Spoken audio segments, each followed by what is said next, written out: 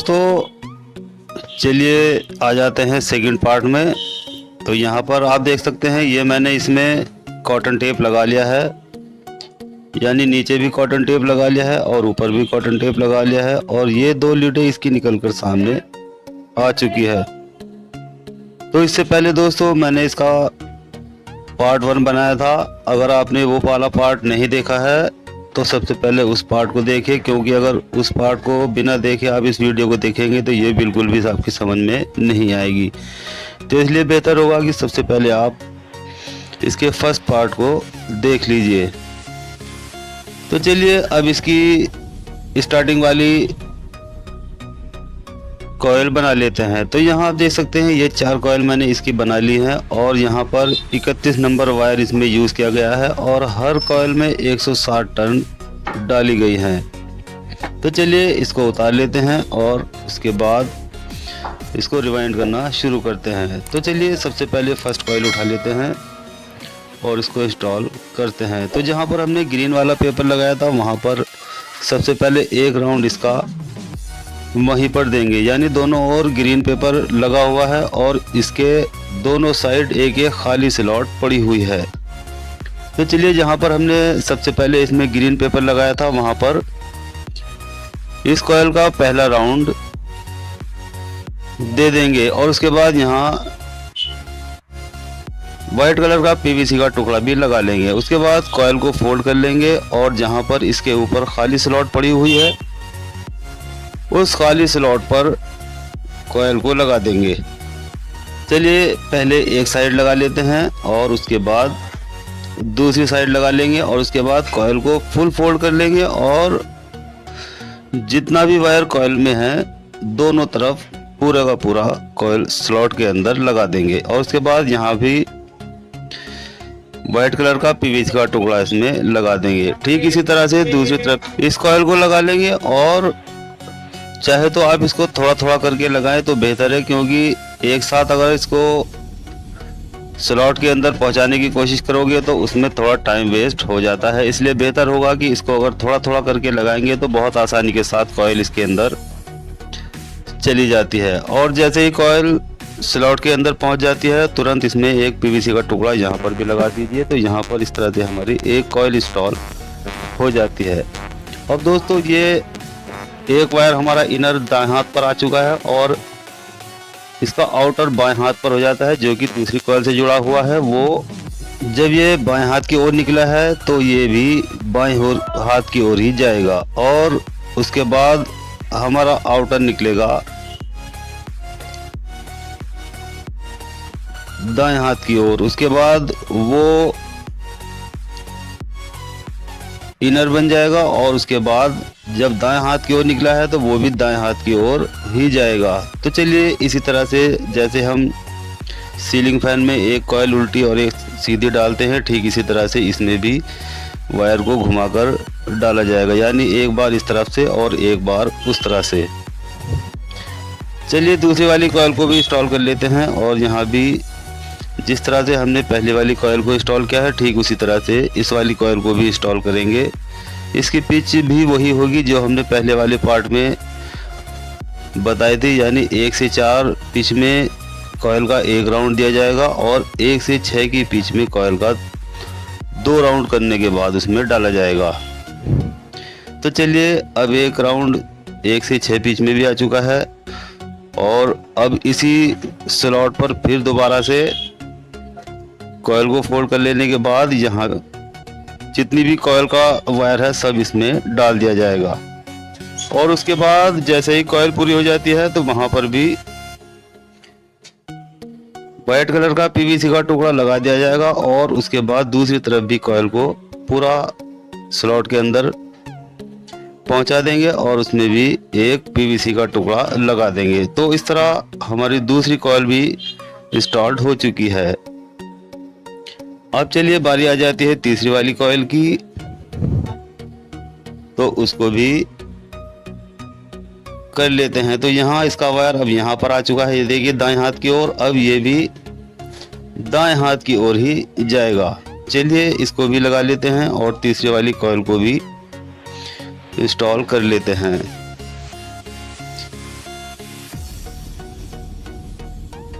बहुत से भाइयों के कमेंट आ रहे थे कि इसके कनेक्शन भी ज़रा सही से समझाएं, तो इस वीडियो में लास्ट में मैं इसके कनेक्शन भी अच्छी तरह से समझाऊंगा, जो कि बहुत ही ज़्यादा काम आने वाले साबित होंगे। तो चलिए यहाँ पर भी इस कॉइल को 1 से 4 में एक राउंड दे देते हैं और यहाँ पर भी पीवीसी का टुकड़ा लगा लेंगे और उसके बाद दूसरी साइड में भी कॉइल को लगा लेंगे। चलिए यहाँ भी पीवीसी का टुकड़ा लगा लेते हैं और उसके बाद अब कॉइल को फोल्ड कर लेंगे और जो ऊपर खाली स्लॉट पड़ी हुई है उसमें 1 से 6 की पिच में लगा देंगे। अब दोस्तों यहाँ मैं बता देता हूँ, कूलर की मोटर को रिवाइंड करना बहुत आसान होता है। इसमें ज़्यादा टाइम वेस्ट नहीं होता और बहुत ही जल्दी इसकी कॉइल और मोटर बनकर कंप्लीट हो जाती है। जबकि वहीं अगर हम 36 स्लॉट का कूलर रिवाइंड करते हैं तो उसमें काफ़ी ज़्यादा टाइम वेस्ट हो जाता है और उसकी मोटर थोड़ी हार्ड होती है। 36 स्लॉट की कूलर मोटर की वीडियो भी मैंने अपलोड की हुई है, अगर आप चाहें तो उसको भी देखकर समझ सकते हैं कि 36 स्लॉट की मोटर को किस तरह से रिवाइंड किया जाता है। तो चलिए दोस्तों, अब इसकी 3 कॉइल जो हैं वो लगभग कंप्लीट हो चुकी हैं। अब चौथी कॉइल को भी इसमें इंस्टॉल कर लेते हैं और उसके बाद इसके कनेक्शन के बारे में भी आगे समझने वाले हैं। चलिए चौथी कॉइल भी उठा लेते हैं और उसको भी इसमें इंस्टॉल कर लेते हैं। चलिए इसकी पिच फिर दोबारा से बता देता हूँ। 1 से 4 स्लॉट में इसको एक राउंड करके डाला जाएगा और वहीं 1 से 6 की पिच में इसको 2 बार करके इस कॉइल को डाला जाएगा। तो चलिए पहले 1 से 4 की पिच में इसको कंप्लीट कर लेते हैं और यहाँ पर जैसे ये कंप्लीट हो जाती है, यहाँ इसमें भी एक पीवीसी का टुकड़ा इसमें लगा देंगे और इसको अच्छे से लॉक कर लेंगे। ये देखिए इस तरह से। और उसके बाद अब कॉइल को फोल्ड कर लेना है और इसके ऊपर जो खाली स्लॉट पड़ी हुई है पूरी कॉइल को 2 बार करके इसमें डाल देना है। चलिए कॉइल को फोल्ड कर लेते हैं और सबसे पहले इसमें एक राउंड यहाँ पर लगा देते हैं एक साइड और उसके बाद दूसरी साइड में भी कॉइल को लगा देंगे जो खाली स्लॉट इसमें पड़ी हुई है। यानी अब यहाँ सिर्फ एक ही खाली स्लॉट पड़ी हुई है और उसके बाद अब यहाँ एक भी स्लॉट खाली नहीं बचेगी। यानी पूरी 24 के 24 स्लॉट में अब यहाँ कॉइल आ चुकी है। चलिए कॉइल को पूरा फुल फोल्ड कर लेते हैं और फोल्ड कर लेने के बाद जितना भी वायर है वो उसी स्लॉट पर डाल देंगे जहां पर हमने एक राउंड कॉइल का दिया है। और जैसे ही कॉइल का सारा वायर स्लॉट के अंदर जाता है तो तुरंत वहां एक पीवीसी का टुकड़ा लगा देंगे और कॉइल को लॉक कर देंगे। चलिए इधर से कॉइल कंप्लीट हो चुकी है। अब इसमें भी एक पीवीसी का टुकड़ा यहाँ पर इस तरह से लगा देंगे और ठीक इसी तरह से दूसरी तरफ भी कॉइल को पूरा स्लॉट के अंदर पहुंचा देंगे और उसके बाद यहाँ भी एक पीवीसी का टुकड़ा इसमें लगा देंगे। तो इस तरह दोस्तों इसकी चारों की चारों कॉइल ये भी कंप्लीट हो जाती हैं। अब इसमें टोटल 8 कॉइल आ चुकी हैं, जो कि 4 कॉइल नीचे और 4 कॉइल इसकी ऊपर हो जाती है। तो टोटल 8 कॉइल इसमें आ चुकी हैं। चलिए वायर को ब्रेक कर लेते हैं और यहाँ अब इसकी 4 लूपें बन चुकी हैं, 2 रनिंग की और 2 स्टार्टिंग की। तो यहाँ जिन दो वायर में स्लीव लगी हुई है ये हो जाती है रनिंग की। तो चलिए इसको पीछे से सिलाई कर लेते हैं। यहाँ पर देखिए इस तरह से इसकी सिलाई कर लेंगे पीछे से यानी बैक साइड से। और अब इसके कनेक्शन समझ लेते हैं। तो दोस्तों यहाँ 4 लूपें इसमें दिखाई दे रही हैं। ये दो लीडें ये स्टार्टिंग की हो जाती हैं और ये 2 लीडें इसकी रनिंग वाली हो जाती हैं जो सबसे पहली वाली कॉइल में लगी हुई हैं। ये देखिए ये दोनों रनिंग की लूपें हैं और ये दोनों स्टार्टिंग की लूपें हैं। तो अब चलिए 4 लूपें हमारे पास दिखाई दे रही हैं, 2 बाएं हाथ की ओर और 2 दाएं हाथ की ओर। तो बाएं हाथ की दोनों लूपों को अगर हम जॉइंट करेंगे तो इससे फैन एंटी क्लॉकवाइज घूमेगा। और अगर दाएं हाथ की ओर हम इसको कॉमन बनाएंगे तो ये इस तरह से क्लॉकवाइज घूमेगा यानी राइट साइड को घूमेगा। चलिए अब हमें इसको क्लॉकवाइज घुमाना है तो इसकी जो 2 दाएं हाथ की लीडें हैं या लूपें हैं उनको इस तरह से आपस में जॉइंट लगा लेंगे और उसको कॉमन बना लेंगे। तो चलिए ये दोनों लूपें यानी दाएं हाथ के साइड की जो 2 लूपें हैं उनको मैंने कॉमन बना लिया है। और बचे हुए वायर को प्लायर या सीजर की मदद से इसको कट कर लेंगे। तो ये देखिए दोस्तों ये दोनों लूपें एक स्टार्टिंग की है और एक रनिंग की है यानी दाएं हाथ वाली। ये दोनों कॉमन बन चुकी हैं। अब बच चुकी हैं 2 लीडें जो एक ये वाली स्टार्टिंग की है और ये वाली रनिंग की है। अब दोस्तों ये जो रनिंग वाली लीड है इस पर हमें एक एक्स्ट्रा वायर जोड़ना होगा और इस स्टार्टिंग वाली लूप के पास ले जाना होगा जिस पर हम कैपेसिटर लगाएंगे। तो चलिए एक एक्स्ट्रा वायर को कट कर लेते हैं यहाँ से और इसका जो सामने से इंसुलेशन है वो रेगमाल की मदद से इसको साफ कर लेते हैं। ये देखिए इसका इंसुलेशन उतर चुका है। अब इस रनिंग वाली लूप पर हम ये एक्स्ट्रा वायर लगा लेंगे यानी एक लूप हमारी इस कॉमन पर चली गई है और एक लूप ये रनिंग वाली बच गई है। तो इस वाली रनिंग पर यानी रनिंग वाली जो लूप है उस पर हम जो एक्स्ट्रा वायर हमने कट किया है लगाया है उसको यहाँ पर इस तरह से जोड़ देंगे। ये देखिए इस तरह से जोड़ लेने के बाद और जो एक्स्ट्रा वायर है उसको कट कर देंगे। अब दोस्तों ये हो जाती है एक्स्ट्रा वायर के साथ रनिंग वाली लूप जो यहाँ पर आ जाएगी और इन दोनों पर स्टार्टिंग वाली लूप पर और इस वाली लूप पर एक कैपेसिटर के 2 वायर लगा देंगे। तो चलिए अब हमें इस तरह के 2 वायर कैपेसिटर के लिए लेने होंगे और 2 वायर ये मेन लीड के लिए लेने होंगे। तो चलिए इसमें पहले स्लीव लगा लेते हैं। ये इसकी सबसे पहले मेन लूप हो जाती है यानी कि मेन लीड जिसमें हम सप्लाई देंगे और मोटर चलेगी। इसमें एक रेड कलर का वायर है और एक ब्लैक कलर का वायर है। चलिए इन दोनों पर स्लीव चढ़ा लेते हैं और स्लीव चढ़ा लेने के बाद ये ब्लैक वाला वायर जो हमने 2 लूपों को एक जगह जॉइंट करने के बाद कॉमन बनाया था उस पर यहाँ इस तरह से इसको जॉइंट कर दीजिए। तो दोस्तों ये हो जाता है हमारा कॉमन और इसकी जो स्लीव है वो नीचे की ओर कर दीजिए जिससे कि इसके जो कनेक्शन है वो स्लीव के अंदर आ जाएं। चलिए ये एक लूप हमारी कंप्लीट हो चुकी है। अब बच जाती है दूसरी वाली लूप। अब ये हो जाती है रनिंग वाली लूप जिस पर हमने एक एक्स्ट्रा वायर जोड़ा था। यहाँ पर हम रेड वाला वायर इसमें लगा देंगे और इस पर भी अब स्लिप नीचे की ओर कर देंगे और ये इस तरह से 2 वायर हमारे मेन लीड के बन जाएंगे। ये देखिए ये दोनों वायर मेन लीड के बन जाते हैं। अब जो एक एक्स्ट्रा वायर हमने इस पर लगाया था और एक ये बचा हुआ स्टार्टिंग वाली लूप है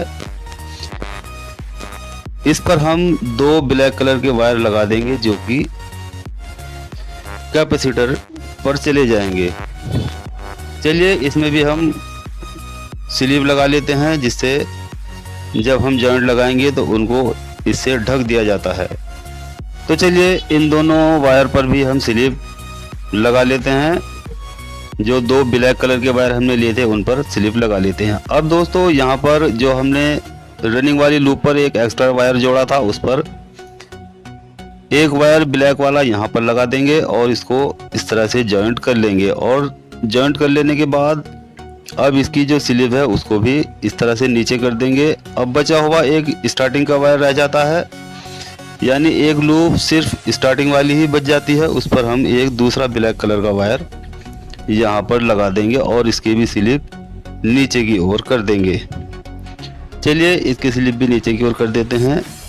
और अब ये दो वायर हमारे हो जाते हैं कैपेसिटर के, ये वाले इस कैपेसिटर पर लगा दिए जाएंगे और ये दो वायर हो जाते हैं मेन लीड के। तो चलिए अब इसको इस तरह से सिलाई करते हैं,